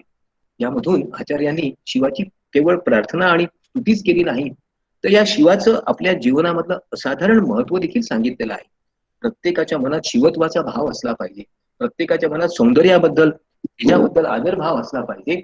अशा प्रकारची वृत्ती आणि अशा प्रकारची भावना आपल्या मनात यावी. आपल्याला शंकराने आशीर्वाद द्यावा, त्याला समजून घ्यावं, त्याचं अस्तित्व आपल्याला जाणवावं. त्या महान सर्वशक्तिमान परमेश्वराच्या माध्यमातून आपण एकत्वापर्यंत गेलं पाहिजे. हा भाव या कवितेतून, या पद्यातून, या स्तोत्रातून व्यक्त झालाय. त्याला त्र्यंबक म्हणा, शिव म्हणा, निराकार म्हणा, ओंकार म्हणा, तो एकच आहे आणि तो शंकर आहे. आणि म्हणून आचार्य म्हणतात तस्मै नमः परम कारण काय दीप्तोज्वल ज्वलित पिंगल लोचनाय नागेंद्र हार कृत कुंडल भूषणाय ब्रह्मेंद्र विष्णू वरदाय नमः शिवाय. श्रीमत प्रसन्न पन्नग भूषणाय शैलेंद्र जावदन चुंबित लोचनाय कैलास मंदिर महेंद्र निकेताय लोकत्रया तयारती हरणाय नमः शिवाय. कुठे नाही आहे हो शंकर? तो शिव कुठे नाहीये? तो शिवत्वाचा भाव कुठे नाही? सर्वत्र आहे. तो ब्रह्मामध्ये आहे, विष्णूमध्ये आहे, पृथ्वीवर आहे, कैलासावर आहे, सर्वत्र आहे. तो आपल्या प्रत्येकाच्या मनात आहे. त्या शंकराचं आपण श्रवण करणं, त्याला समजून घेणं हे आपल्या जीवनाचं कार्य असलं पाहिजे. आपल्या मनामध्ये त्या शंकराबद्दल, त्या शिवत्व भावाबद्दल आदराची भावना निर्माण व्हावी, याकरता हे स्तोत्र आहे. शिवनामावल्याष्टकम नावाचं आणखीन एक स्तोत्र शंकराच्या स्तुतीमध्ये आचार्यांनी केलं. त्याच्यात ते म्हणतात हे चंद्रचूड मदनांतक शूल पाणी स्थाणो गिरीश गिरीशेज महेश शंभो भूतेश भीतभय सुदन मामनाथम संसार दुःख गहना जगदीश रक्ष गौरी विलास भवनाय महेश्वराय पंचाननाय शरणागत कल्पकाय शर्वाय सर्व जगतमाधिपा दीपाय तस्मै दारिद्र्य दुःख दहनाय नमः शिवाय. कशा करता शंकराची प्रार्थना? दारिद्र्याचं दहन, दुःखाचं दहन करण्याकरता. आपल्या मनामध्ये वेगवेगळ्या प्रकारचं दारिद्र्य आहे. आपल्या घरीच दारिद्र्य असतं असं नाही. संपत्तीचा अभाव म्हणजे दारिद्र्य नाही. सद्विचारांचा अभाव मध्ये म्हणजे सुद्धा दारिद्र्यच आहे. इतरांप्रती अनास्था असणं, इतरांप्रती द्वेषभाव असणं हेही दारिद्र्याचंच लक्षण आहे. विषमतेच्या भावनेतून वागणं, लोकांवर अन्याय करणं हे एक प्रकारचं वैचारिक दारिद्र्य आहे. आणि हे सर्व दारिद्र्य जर दूर करायचं असेल तर त्या गिरीशेजाला, महेशाला आपण शरण गेलं पाहिजे. संसारातल्या दुःखांपासून जर मुक्ती हवी असेल तर त्या गौरी विलास भवनात राहणाऱ्या महेश्वराचं आपण मनन केलं पाहिजे, त्याची पूजा केली पाहिजे, त्याची याचना केली पाहिजे असं त्यांनी म्हटलेलं आहे. आपल्या भारतामध्ये ज्योतिर्लिंगांचं महत्व असाधारण आहे. 12 ज्योतिर्लिंग आहे, त्याच्याबद्दलची वेगवेगळी स्तोत्रही आहे. आचार्यांनी या सर्व ज्योतिर्लिंगांना केवळ भेटच दिली नाही, तर त्यांचं गुणगौरव करणारा एक अत्यंत उत्तम अशी रचना ही केली. त्याच्यात ते म्हणतात, सौराष्ट्र देशे विसदेती रम्ये ज्योतिर्मय चंद्र कलावंतन सम भक्ती प्रदानाय कृपावतीर्ण सोमनाथम शरणम प्रपद्ये श्रीशैलेश शृंगे विभूधाती संगे तुलादिशृंगे अपि मुदा वसंतम समर्जुनम मल्लिका पूर्वमेकम नमामि संसार समुद्र सेतू. खरं पाहतं 12 ज्योतिर्लिंगांच्या नावाचा उल्लेख केला. त्याच्या प्रत्येकाचं श्रेष्ठत्व, त्याचं वैभव आणि त्याच्यापासून प्राप्त होणारा कृपा प्रसाद या सर्वांचा इतका सुंदर उल्लेख आणि अगदी सोप्या शब्दांत आचार्यांनी केला. खरं पाहिलं असता दररोज सकाळी या स्तोत्राचं स्तवन करायला काहीच हरकत नाही. शारदा म्हणजे सरस्वती. आचार्यांची खरी देवता जर कोणती होती तर ती सरस्वतीच आहे. ते सरस्वतीचे निस्सीम उपासक, भक्त आणि तिचे पूजक आहेत. आणि म्हणून या सरस्वतीच्या गौरवाकरता, तिच्या पूजनाकरता, तिच्या स्तुतीपर आचार्यांनी वेगवेगळ्या रचना केल्या. त्यातली एक महत्वाची रचना म्हणजे शारदा स्तुती आहे. कशा करता ही शारदा स्तुती केली आहे? तर ही शारदा म्हणजे त्या शृंगेरी मठाची देवीच नाही, त्याची गृहदेवताच नाही, तर या सगळ्या विश्वाचीच गृहदेवता आहे. आणि या प्रत्येक आचार्यांच्या प्रत्येक मठामध्ये या शारदेची स्थापना व्हावी, तिच्या माध्यमातून विद्येचा, विशेषतः सद्विद्येचा प्रसार व्हावा, दुर्मतांचा विनाश व्हावा, सर्वत्र विद्येचा, तेजाचा, ज्ञानाचा प्रकाश पसरावा, या भावनेतून आचार्यांनी या शारदेची स्तुती केली आहे. त्यात ते काय म्हणतात? पुरंगे तुरंगे मुर्गेंद्रे खगेंद्रे मराले मध्ये भे महोक्षे धीरुटाम महत्याम नवम्याम सदा साम रूपाम भजे शारदांबम अजस्त्रम मदंबाम. खरं आहे हो. काय आहे शारदा? तर कधी ती घोड्यावर, कधी सिंहावर, कधी गरुडावर आरूढ होते, आणि कधी कमळावर, तर कधी हंसावर आरूढ होते, कधी बैलावर, कधी हत्तीवर आरूढ होते. सर्वत्र तिचा संचार आहे. सर्व गोष्टी तिचं वाहन आहे. ती विष्णू, शिव आणि ब्रह्म हे देखील तिची पूजा करतात, तिची अर्चना करतात. जगामध्ये सर्वत्र विद्येचा प्रकाश देणारी, नेहमी विद्येच्या प्रकाशाच्या माध्यमातून आनंदाचं स्मित करणारी ही जी देवी शारदा आहे, ती मला, माझ्या कुटुंबाला, माझ्या सर्व अनुयायांना उपकृत करावी, या भावनेतून हे स्तुती आहे. सरस्वतीची स्तुती करताना आचार्य पुढे म्हणतात, नमस्ते शारदे देवी काश्मीर पूर्ववासिनी ममाहम प्रार्थने नित्यम विद्यादानम च देवी. विद्यादान करण्याकरता माझ्यावर कृपा कर, मला ज्ञान दे, मी या ज्ञानाचा प्रसार करू शकलो पाहिजे, याकरता ह्या काश्मीरच्या पवित्र स्थळात निवास करणाऱ्या हे सरस्वती देवी माझ्यावर अनुग्रह कर. आज काश्मीर बद्दल आपल्या मनात काय भावना आहे मला माहित नाही, पण तिथल्या शारदा पीठाची जी अवस्था आहे ती जर आपण चित्रांमध्ये जरी पाहिली तर आपल्या प्रत्येकाला निश्चितच खेद होईल. शंकराचार्यांचं हे महान कार्य, त्यांचं ते महान तीर्थ आज विनाशाप्रत पोहोचलाय, त्याच्याबद्दल आपल्या मनात एकदा तरी खेदाची भावना येऊ द्या. त्याच्या पुनर्स्थापनेकरता आपल्याकडून होईल तो प्रयत्न करण्याचा प्रयत्न करा. शंकराचार्यांना यापेक्षा वेगळी आदरांजली दुसरी कोणती आहे? सरस्वतीची स्तुती करताना आचार्य पुढे म्हणतात, भद्रकाले नमो नित्यम सरस्वती नमो नमः वेद वेदांग वेदांत विद्यारस्थान स्थानेभ्य एवच. भद्रकाली, तिला सतत नमस्कार असो. ज्ञानाची देवता, जिच्यापासून ज्ञान, विज्ञान आणि विद्येचा प्रसार होतो. वेदांची देवता तीच आहे. वेदांच्या प्रत्येक शाखेमधून, उपनिषदामधून सरस्वतीचंच प्रतिबिंब उमटलेलं आहे. विद्येचं प्रतिबिंब, ज्ञानाचं प्रतिबिंब उमटलं आहे. तशी ती ज्ञानाची देवता, तिला मी पुन्हा पुन्हा स्मरण करतो, तिला प्रणाम करतो आणि तिच्या आशीर्वादनाची अपेक्षा करतो. आचार्यांचं आणखीन एक महत्वाचं दैवत म्हणजे भगवान विष्णू. त्याच्या प्रार्थनेत आचार्यांनी अनेक रचना केल्या. भगवान विष्णूबद्दल आचार्यांनी केलेल्या रचना अत्यंत मोहक आणि रोचक आहेत, खूपच गेय आहे. त्यातली एक प्रार्थना कदाचित आपण अनेकांनी अनेक वेळा ऐकली असेल. अच्युतम केशवम रामनारायणम कृष्ण दामोदरम वासुदेवम हरी श्रीधरम मानवम माधवम गोपिका वल्लभम जानकी नायकम रामचंद्रम भजे. अच्युतम केशवम सत्यभाना भामा माधवम माधवम श्रीधरम राधिका राधितम इंदिरा मंदिरम चेतसा सुंदरम देवकी नंदनम नंदनम संतते विष्णवे जिष्णवे शंकिने चक्र रुक्मिणी रागिणे जानकी जानय वल्लवी वल्लभाय चिंतयात्माने कंस विध्वंसिने वंशिने ते नमा. विष्णूचं असं वर्णन, त्याची अशी प्रार्थना, त्याच्या वेगवेगळ्या रूपांच्या, त्याच्या पराक्रमाचं, त्याचं श्रेष्ठत्वाचं आणि त्याचा अनुग्रह व्हावा याच्याकरता त्याच्या वेगवेगळ्या अवतारांचं इतकं सुंदर वर्णन आचार्यांनी विष्णूचं केलेलं आहे. हे स्तोत्र प्रत्येकाने पठणीय आहे, त्यात वादच नाही.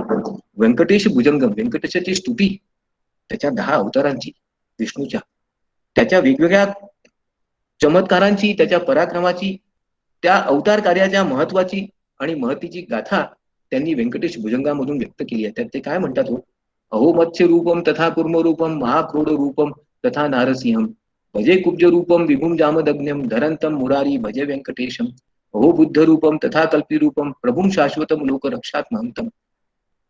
लोकांची रक्षा करण्याकरता वेगवेगळे अवतार घेणारा, वेगवेगळी रूप घेणारा आणि त्या माध्यमातून या पृथ्वीचं, या देशाचं, या जनतेचं, या समाजाचं रक्षण करणारा विष्णू व्यंकटेश आमच्यावर कृपा कर. त्या 10 अवतारांमधून आम्हाला 10 वेगवेगळ्या प्रकारच्या प्रेरणा दे. प्रत्येक वेळी सत्कृत्याची, चांगल्या कार्याची प्रेरणा दे. असाच संदेशातून त्यांनी दिलेला आहे. विष्णू शतपदी हे तर आपल्यापैकी अनेकांनी वारंवार म्हटलेलं स्तोत्र असणार. या स्तोत्रामधून विष्णूच्या अवतार कार्याबद्दलचा परिचय तर झालाच आहे, पण त्याच्याविषयी आचार्यांच्या मनात काय प्रार्थना भाव होता तोही व्यक्त झाला आहे. अविनयमय अविनय यम पनय विष्णू दमय मना शमय विषय मृगतृष्णा भूतदया विस्तारय तारय संसार सागरता. विष्णू माझ्या मनातला हा सगळा भाव काढून टाक. माझ्या मनातल्या सगळ्या विषयाबद्दलच्या आसक्ती दूर कर. मला या संसारातून दूर आणि सुखरूपपणे पार पाड माझा संसार. या संसार सागरातून मला दूर ने आणि मला माझ्यावर उपकार कर, माझ्यावर कृपा कर. मला वेगवेगळ्या प्रकारच्या सुखांपासून तर आनंद मिळू दे, त्याही पेक्षा महत्वाचं म्हणजे माझ्या मनातल्या सर्व भेद भय त्यांचा विनाश करून माझ्यावर कृपा कर. खरं आहे हो, शेवटी या मोहाचा, या विषयांचा आपल्याला कधीतरी तर कंटाळा येणारच आहे. त्याच्या पलीकडचं चांगलं पारलौकिक जगाचा आपल्याला कधीतरी परिचय होतो, पण बरीच वेळा तो जेव्हा परिचय होतो तेव्हा वेळ निघून गेली असते. त्यावेळेला त्याचा तो जो आपल्याला जी वैराग्याची भावना होते, जी विफलतेची भावना असते, ती आपल्या स्वतःबद्दलच्या एक प्रकारच्या अपयशातून आलेली असते, ती खरी नसते. ती भावना आधीपासून आपल्या मनात आली तर कदाचित या संसार सागरातून आपण दूर जाऊ शकू. रंगनाथाष्टकम म्हणून आणखीन एक सुंदर स्तोत्र विष्णूच्या स्तुतीपर आचार्यांनी केलं आहे. आनंद रूपे निजबोध रूपे ब्रह्मस्वरूपे श्रुतिमूर्त रूपे शशांक रूपे रमणीय रूपे श्रीरंग रूपे रमता म्हणून. त्या श्रीरंगाच्या वेगवेगळ्या रूपांमध्ये माझं मन रमतं. तो ब्रह्मस्वरूप आहे, तो स्मृतीच्या रूपात आहे, तो आनंदाच्या रूपात आहे, तो निजबोधाच्या रूपात आहे, तो रमणीय आहे. किती वेगवेगळ्या प्रकारे रंगनाथाचं वर्णन आणि स्तुती आचार्यांनी केली आहे. आचार्यांचं एक सगळ्यात उत्तम स्तोत्र म्हणजे दक्षिणामूर्ती स्तोत्र. आचार्य जेव्हा केरळला गेले त्यावेळेला त्या मार्गामध्ये त्यांना एक सुंदर मंदिर दिसलं, पण त्या दुर्दैवानी त्या मंदिरात मूर्तीच नव्हती. आचार्यांनी जेव्हा परिसरात चौकशी केली तेव्हा त्यांना कळलं या मूर्तीला भंग करण्यात आलेला आहे आणि तिला नदीत टाकून दिला आहे. आचार्यांना विलक्षण वाईट वाटलं. संतापाला, अरे हे काय, या धर्माची, या देवत्वाची, आमच्या अवतार पुरुषांचा अशी अवहेलना कोणी केली आहे. आणि म्हणून त्या मूर्तीची पुनर्स्थापना करायचं त्यांनी ठरवलं आणि आचार्यांनी तिथे बसूनच तप केलं आणि तिथे ज्या मूर्तीची स्थापना केली तिचं नाव दक्षिणामूर्ती. या स्तोत्रातून आचार्यांनी या संपूर्ण त्रिभुवनामधल्या वेगवेगळ्या शक्तींचा आपल्याला परिचय करून दिला आहे. जन्म मरण दुःख या सर्वांपासून मुक्ती करून मिळवण्याकरता त्या परमेश्वराची आपण प्रार्थना केली पाहिजे. त्यांनी आपलं रक्षण करावं, उद्धार करावा अशी याचना केली आहे आणि म्हणून हे स्तोत्र विलक्षण महत्वाचं आहे. आचार्यांच्या दृष्टीने सगळ्यात महत्वाची जर गोष्ट कोणती असेल तर गुरु. आचार्यांनी आपल्या आचार्यांचं, आपल्या गुरूंचं वारंवार स्मरण केलं आहे. त्या गुरूंच्या प्रति कृतज्ञता, त्यांच्या आशीर्वादाबद्दल, त्यांच्या आशीर्वचनाबद्दल, त्यांनी केलेल्या उपदेशाबद्दल त्यांच्या मनात असणारा जो अत्यंत आदर भाव आहे तो त्यांनी वेगवेगळ्या प्रकारे व्यक्त केला आहे. गोविंद भगवतपाद हे त्यांचे गुरु होते. त्यांनी शंकराला साक्षात्कार करून दिला, आत्मबोधाचा परिचय करून दिला, दिव्यत्वाचा परिचय करून दिला आणि म्हणून आजही नर्मदेच्या तीरावर ओंकारेश्वरापाशी आचार्य शंकरांचं एका गुहेमध्ये मंदिर आहे असं मानलं जातं. तिथे त्यांचा निवास होता, तिथे त्यांनी तप केलं असं मानलं जातं. तिथे त्यांनी आपल्या गुरुबद्दल जे स्तोत्र लिहिलं ते सगळ्यांच्या परिचयाचं आहे. पूर्वाष्टकम शरीरम स्वरूपम तथा वा कलत्रम यशश्चारु चित्रम धनमेरु तुल्यम मनश्चेन लग्नम गुरुरंगी पद्रम ततः किम. खरा प्रश्न हाच आहे, काय पण काय मिळवलं मी? खूप संपत्ती मिळवली, सुंदर शरीर मिळवलं, खूप धन मिळवलं, खूप यश मिळवलं, खूप कीर्ती मिळवली, पण जर माझ्यावर गुरुचा अनुग्रह झाला नसेल तर याचा काय उपयोग आहे हो? कधीतरी वैफल्याची ही भावना आपल्या मनात येणार आहे. आचार्य या स्तोत्रात पुढे म्हणतात, कलत्रम धनम पुत्र पौत्रादी सर्व गृहम बांधवा सर्व मेतादी जातम मनश्चेन लग्नम गुरोंद्री पद्मे ततः किम. सुंदर पत्नी, धन, पुत्र, पौत्र, घर, स्वजन, प्रारब्ध हे सर्व मिळालं, पण या गुरुच्या चरणी मी शरण गेलो नाही, गुरुचा माझ्यावर अनुग्रह झाला नाही, त्याची कृपा झाली नाही, तर या सर्वांचा मला काय लाभ आहे? कारण शेवटी सोबत कोणी येणार नाही, काही येणार नाही. जे काही कमवलं, ते धन असेल, संपत्ती असेल, घर असेल, पत्नी असेल, पुत्र असतील, नाते असतील, हे सर्व इथेच राहणार आहे, हे नश्वर आहे.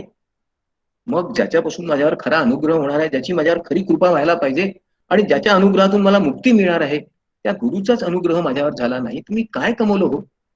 या नश्वर ऐश्वर्याचा, वैभवाचा, संपत्तीचा एवढा मोह मला कदाचित स्वतःपासूनच दूर तर नेत नाही ना? असाच प्रश्न आचार्यांनी यातून विचारलेला आहे. आचार्यांनी देवीचं, देवतेचं स्मरण आणि पूजन आणि प्रार्थना आता अनेक प्रकारे केली आहे. त्यातली एक प्रार्थना सगळ्यांना आवडण्यासारखी आहे असं मला वाटतं, ते म्हणजे दिव्यापराध क्षमापन स्तोत्रम.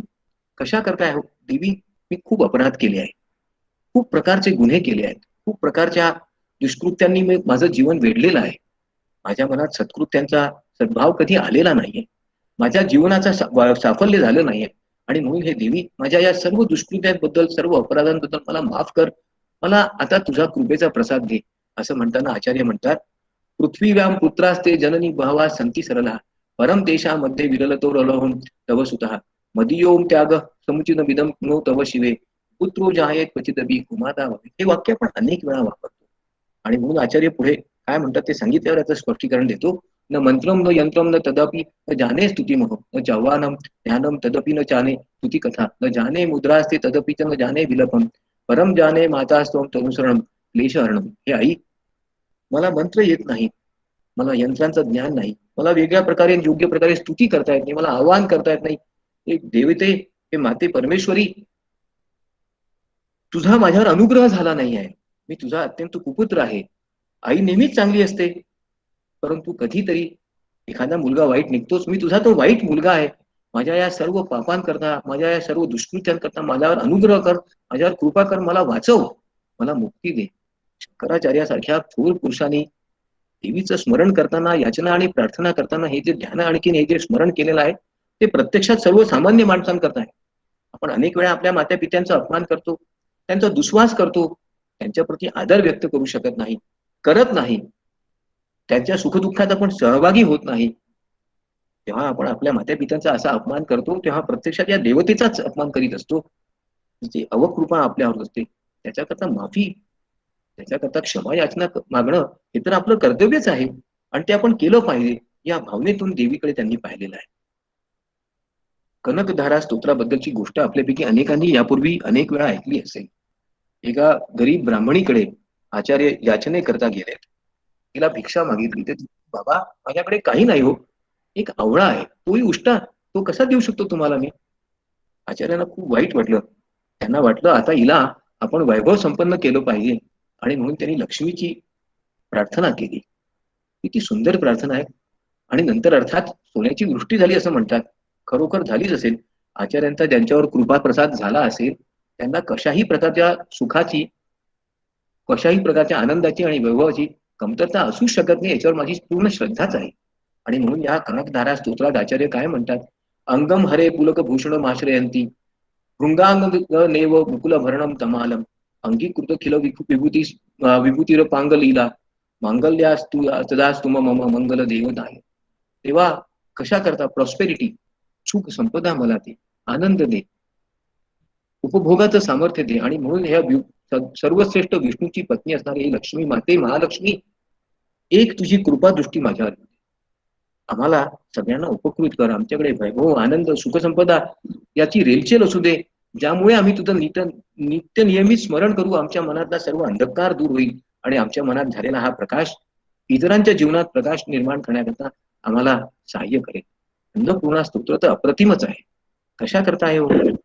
देवी पार्वतीची इतकी सुंदर आणि इतकी अप्रतिम रचना आचार्यांशिवाय दुसऱ्या कोणाला कदाचित शक्य झाली असती. नित्यानंद करी, वरा भय करी, सौंदर्य रत्ना करी, निर्गुताखिल भो पावन करी, प्रत्यक्ष माहेश्वरी, प्रालेयांच चल वंश पावन करी, काशी पुराधीश्वरी. पार्वती कोण आहे? काशीची ईश्वरी आहे, काशीची स्वामिनी आहे. नाना रत्न विचित्र विभूषण करी, हेमांबरांडंबरी, मुक्ताहार विलंबमान विलसत वक्षोज कुंभांतरी. वासिता रुचकरी काशीपुराधीश्वरी भिक्षाम देही अवलंबन करी माता अन्नपूर्णे. हे माते अन्नपूर्णे मला भिक्षा दे. कशाची भिक्षा मागितली आहे हो या स्तोत्रामधून आचार्यांनी? कृपेची, अनुग्रहाची, भक्तियोगाची, आत्मबोधाची भिक्षा मागितली आहे.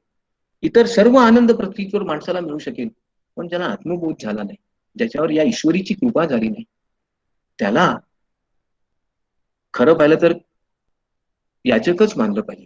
तो भिक्षेकरीच आहे. जोपर्यंत ही सद्विचाराची, कृपेची, आत्मबोधाची भिक्षा मिळत नाही, तोपर्यंत जीवन सफल होऊ शकत नाही. आणि ही भिक्षा अन्नपूर्णेशिवाय, पार्वतीशिवाय कोण देऊ शकेल बरं? या भावनेतूनच ही प्रार्थना आचार्यांनी केली आहे. आपल्या भारतामध्ये देवतेची आहे, अनेक पवित्र स्थळं आहेत. या सर्वांना आचार्यांनी भेटी दिल्या. त्या सर्वांच्या सन्मानार्थ आचार्यांनी एक सुंदर अष्टादश म्हणजे 18 शक्तिपीठांबद्दल एक सुंदर प्रार्थना केली आहे, एक सुंदर स्तोत्र रचना केली आहे. लंकाया शांकरी देवी कामाक्षी कांचिकापुरे, प्रद्युम्ने शृंखला देवी चामुंडी कंस पट्टणे, अलमपुरे जोगुलांबा श्रीशैले भ्रमरांबिका, कोल्हापुरे महालक्ष्मी माहुरी एकवीरा विरिका. कोल्हापुराला महालक्ष्मी आहे, माहुरीला एकवीरा आहे. ठिकठिकाणी या देवीचा निवास वेगवेगळ्या स्वरूपात, वेगवेगळ्या रूपात आहे, वेगवेगळ्या स्थानांवर आहे. ज्या ज्या ठिकाणी या परमेश्वरीचा निवास झालाय ते पवित्र झाला आहे. त्या सर्व पवित्र स्थळांबद्दल कृतज्ञता आणि भाविकांच्या मनात त्या स्थळांबद्दल आदर निर्माण झाला पाहिजे. त्यांनी या स्थळांना भेट दिली पाहिजे, त्यांचं संवर्धन आणि संरक्षण केलं पाहिजे. या भावनेतून हे स्तोत्र आहे. आचार्यांचं एक सगळ्यात उत्तम असं देवी त्या स्तुतीपर असणारं स्तोत्र म्हणजे भवानी अष्टकम आहे. न तातोर न माता न बंधूर न दाता, न पुत्रो न पुत्री न भृत्यो न भर्ता, न जाया न विद्या न वृत्ती न ममैव, गतिस्त्वम गतिस्त्वम. शेवटी कशा करतात? मला मुक्ती हवी आहे. आणि म्हणून आचार्य पुढे म्हणतात, न जानामि पुण्यम न जानामि तीर्थम, न जानामि मुक्तीम नयवा कदाचित, न जानामि भक्तीम गतवापि मातर, गतिस्त्वम गतिस्त्वम. मला गती, सद्गती हवी आहे. या पृथ्वीवरच्या सगळ्या इह लोकातल्या आनंदापासून, त्याच्या त्या मोहापासून मला मुक्त कर माते. मला तुझ्या चरणापाशी येऊ दे. शेवटी जोपर्यंत माणसाला मुक्ती मिळत नाही, तोपर्यंत माणसाच्या मनातल्या या वासना कायम असतात. आणि जोपर्यंत वासना कायम आहे, तोपर्यंत माणूस खऱ्या अर्थाने स्वतःला ओळखूच शकत नाही. मग हे स्वतः हा जो आत्मबोध, हा आत्मपरिचय व्हायचा असेल तर काय केलं पाहिजे? तर या भवानीचं पूजन केलं पाहिजे, तिची याचना, तिची प्रार्थना केली पाहिजे, तिला मुक्ती मागितली पाहिजे. आचार्यांनी केवळ देवतांचं आणि गुरुचंच वर्णन आणि पूजन केलं नाही, हनुमानासारख्या महान देवतेचंही त्यांनी कौतुकपर, स्तुतीपर रचना केलेली आहे. त्यात ते म्हणतात, वानर नेकराध्यक्षम दानव कुल कुमुद रविकर सदृशम, दीन जनावन दीक्षम पवन तप पाकपुंज जमद्राक्षम. वानरांचा प्रमुख जो सूर्य किरणापेक्षाही अधिक तेजस्वी आहे, दानवांचं हरण करणारा आहे, दानवांचा वध करणारा आहे, तो महान हनुमान माझ्या जीवनातल्या या सर्व दुष्कृत्यांना, दुर्वृत्तींना दूर कर. माझ्या मनातलं क्लैब्य आणि माझ्या मनातले दुर्विचार दूर करून त्याचा हनन कर. आणि हे हनुमाना माझ्यावर, हे वायुपुत्र माझ्यावर कृपा कर. सुंदर स्तुती आहे. श्रीराम तर आचार्यांचं दैवतच होतं. रामचंद्राच्या स्तुतीपर आचार्यांनी अनेक रचना केल्या. त्यातल्या 2-3 सांगण्यासारख्या आहेत, त्या सांगतो. रामचंद्र रघुनायक देव दिनानत दुरित क्षयकारी, यादवेंद्र यदुभूषण यज्ञ श्रीपते शमय दुःख मेशेन, देवकी तनय दुःख वाग राधिका रमण रम्य मूर्ते, दुःख मोचन दयार्णव श्रीपते शमय दुःख शेषम. आचार्यांनी रामाची स्तुती केली. रामाचा एक भुजंगम जे स्तुतीपर वेगळं एक सुंदर स्तोत्रही लिहिलं. विशुद्धम पर सच्चिदानंद रूपम, गुणाधार माधार हिनम वरेण्यम, महांतम विभांतम गुहांतम गुणांतम, सुखांतम स्वय राम धाम राम प्रपदे. राम काय आहे हो? तो गुणांचा अंत आहे. सगळ्या गुणांचं परिपालन करणारा, सगळ्या गुणांचा आश्रयदाता आहे. तो सच्चिदानंदाचं रूप आहे. तो आधारहीनांना आधार देणारा आहे. तो सुख देणारा आहे. त्याच्या धामापर्यंत जर कोणी पोहोचू शकला तर त्याचं जीवन सार्थक होणार आहे. जीवनाचा सार्थक भाव जर आपल्याला हवा असेल तर सत्व भाव गुणांचा आपल्यामध्ये आला पाहिजे. मनातला राजस आणि तमोभाव गेला पाहिजे. याकरता आत्ममार्गदर्शक रामाची पूजा करायला हवी. श्रीकृष्णाचं गौरव आणि गुणवर्णन आचार्यांनी खूपच सुंदर प्रकारे केलेलं आहे. त्याच्यात ते म्हणतात, नरांतको शरण शरणो भ्रांती हरणो, घनश्यामो वामो ब्रजशिशु वयोस्यो अर्जुन सखा, स्वयंभूर्भूतानां जनको उचितार चार सुगतः शरण्यो लोकेश मम भवतु कृष्णोक्षी विषय. आचार्यांनी श्रीकृष्ण तांडव स्तोत्र नावाचं आणखीन एक सुंदर स्तोत्र लिहिलं. त्याच्यात ते म्हणतात, गुणाकरम सुखाकरम कृपाकरम कृपाकरम सुरद्धि निश नंदकम नमामि गोपनंदनम नवीन गोपनागरम नवीन केलं लिंपटम नमामि मेघ सुंदरम तडिता तडित प्रभाल सत्पटम. कसा आहे हा श्रीकृष्ण? तर तो गोपनंदन आहे, गोपांचा मित्र आहे, तसा तो माझा झाला पाहिजे. तो सुरद विष निकंदन करणार आहे, मनातलं सर्व विष सगळ्या दुर्विचारांचा हत्या करणार आहे, काढून टाकणार आहे. तो मेघ सुंदर आहे आणि सगळ्यात महत्वाचं म्हणजे तो मार्गदर्शक आहे, तो जीवनाला आधार देणारा आहे. आचार्यांनी भगवान कृष्णाचं रामाचं इतकं सुंदर वर्णन वेगवेगळ्या स्तोत्रातून केलं आहे की आपल्याला एक प्रश्न पडतो, इतक्या सर्व विविध देवतांचं वेगवेगळ्या शब्दांमध्ये सामर्थ्यपूर्ण वर्णन करणारा हा शब्द प्रभू कसा असावा. आचार्यांनी आनंद लहरी नावाचं एक सुंदर दीर्घ काव्य लिहिलं. जवळपास त्यात 100 श्लोक आहेत. या आनंद लहरीच्या माध्यमातून आचार्यांनी आपल्या मनातला विविध प्रकारच्या देवतांबद्दलचा असणारा भाव खूप उत्तम प्रकारे व्यक्त केला आहे. तर उपदेश सहस्त्रीमधून मानवाने जीवन कसं जगलं पाहिजे, एखाद्या योग्याने, एखाद्या परिव्राजकाने, एखाद्या संन्यासाने आणि एखाद्या सामान्य गृहस्थाने कसं जीवन जगलं पाहिजे याबद्दलचा उत्तम उपदेश आचार्यांनी याच्यामधून केला आहे. जीवनाच्या जगण्याची सुंदर उत्तम सूत्र या उपदेश सहस्त्रीच्या माध्यमातून आचार्यांनी दिली आहे. अद्वैत पंचरत्न किंवा आत्मपंचकम हे आचार्यांचं एक अत्यंत उत्तम स्तोत्र आहे. त्याच्यात ते म्हणतात, नाहम देहो नेंद्रियाण तरंगो नाहंकार प्राण वर्गो न बुद्धी तारापत्य क्षेत्र वित दुदूर साक्षी प्रत्यगात्मा शिवोहम. आचार्य स्वतःला शिवोहम, आपल्या आत्म्याला म्हणतात मी शिवच आहे, ते शिवस्वरूप म्हणजेच मी आहे. आणि म्हणून माझ्या प्रत्येक कृतीमधून, माझ्या प्रत्येक कृतीमधून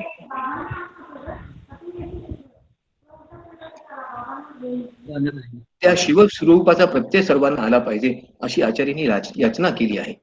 आचार्यांची सगळ्यात उत्तम आपल्या सगळ्या प्रत्येकाच्या परिचयाची जर रचना कोणती असेल तर ती भज गोविंद. कृपा करून बोलू नका कोणी. भज गोविंदम ही आहे. कशा करता लिहिलं हो हे? ते भज गोविंदमचा परिचय ज्याला झाला असेल ना, त्यांनी भज गोविंदम एकदा जरी म्हटलं असेल त्याला आचार्यांच्या या स्तोत्राचा खरा अर्थ कळेल.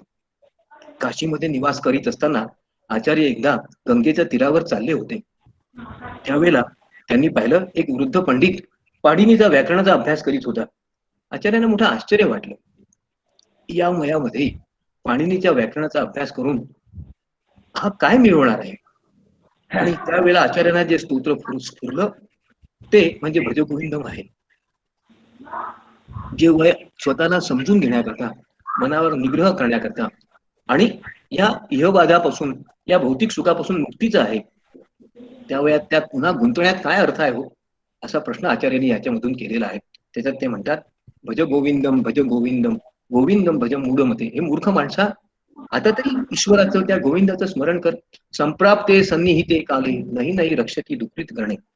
देवा तू त्याचं स्मरण कर, कारण ह्या व्याकरणाचे नियम तुला वाचवणार नाही आहे, तुला मुक्ती देणार नाही. तुला जर पुढे मुक्ती हवी असेल, तुला जर आत्मबोध व्हायचा असेल तर भज गोविंदम या 31 श्लोकांमध्ये आचार्यांनी मानवी जीवनाचं विफलता आणि त्याकरता त्यावर मुक्तीचा मार्ग खूप सुंदर शब्दात सांगितला आहे. आपल्या जीवनातला असहाय्यता, वैफल्यता, आणखीन त्यातून निर्माण होणारा एक प्रकारचं वैराग्य, जीवन सफल करायचा मार्गदर्शक असा सांगितला असेल तो या भज गोविंदम मधून सांगितला आहे. या भज गोविंदनचा एका व्यक्तीने, सोनवणे नावाच्या व्यक्तीने खूप सुंदर मराठी समवृत्त भावार्थही केलेला आहे. त्याच्या 4 ओळी तुम्हाला सांगतो. भज गोविंदा वेड्या भक्ती करी हरीची, येईल मृत्यू समोर तेव्हा व्यर्थची रे पोपट पंची, सोड तू वेड्या हाव धनाची कास धरी रे निज रूपाची, जेही लाभे प्राक्तन योगे तृप्ती तेणे हो चित्ताची. किती सुंदर, किती उत्तम. आणि खरंच वस्तुस्थितीला धरून आहे. ज्या क्षणाला आपल्याला स्वतःचा आत्मबोध होतो त्यावेळेला नंतर निर्वाणाचीच आशा असते. आणि म्हणून निर्वाण मंजरीमध्ये आचार्य म्हणतात, अहम नैव बालो युवा नैव वृद्ध न वर्णीच ब्रह्मचारी गृहस्था वनस्थोपी नाहम न संन्यस्त धर्मा जगजन्म मनाशैक हेतू शिवोहम. मी काही नाही आहे, मी बाल नाही आहे, मी युवा नाही आहे, मी वृद्ध नाही आहे, मी ब्रह्मचारी नाही, मी गृहस्थ नाही आहे, मी वानप्रस्थाश्रमात आलो नाही, मी संन्यास घेतला नाही, मी काय आहे? मी त्या शिवाचं रूप आहे. जोपर्यंत माणसाला त्या परमेश्वराच्या या खऱ्या रूपाचा, त्या शिवरूपाचा परिचय होत नाही, तशा प्रकारची भावना आणि अनुभूती होत नाही, तोपर्यंत त्याला या इहलोकी जगातच सर्व सुख आहे असं वाटतं. पण ज्या क्षणाला त्यातलं वैफल्याचा भाव पुढे येतो, त्या सुखाची ओढ संपते, त्यावेळेला त्याला खऱ्या अर्थाने निर्वाणाची ओढ लागते. आणि म्हणून आचार्य पुढे म्हणतात निर्वाणाष्टकामध्ये, मनोबुद्धी अहंकार चित्तानी नाहम, न च श्रोत्र जिव्हे न च घ्राण नेत्रे, न च व्योमो भूमीर न तेजो न वायू, चिदानंद रूप. मी काय आहे?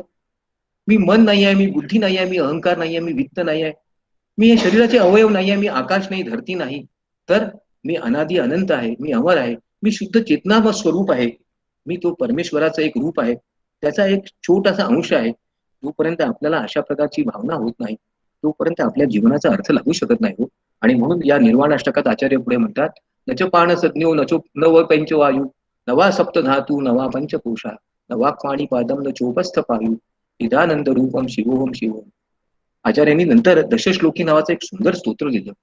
त्याच्यामध्ये सुद्धा त्यांनी हीच भावना व्यक्त केली आहे. त्याच्यात ते म्हणतात, न भूमीर न तेयोम न तेजो न वायू, नख नखम नैद्रियम नवा तेषाम समूहा, अनेकातीत सुषुप्तोपी सिद्धा, तदेको वशिष्ठा शिव केवलोहम. मी केवळ शिव आहे, मी काही नाही आहे.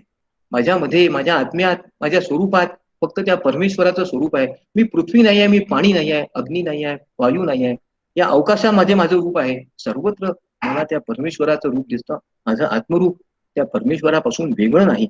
जोपर्यंत ही भावना आपल्या मनात येत नाही, तोपर्यंत त्या परमेश्वराच्या चिंतनाला, त्या प्रार्थनाला काही अर्थ राहत नाही.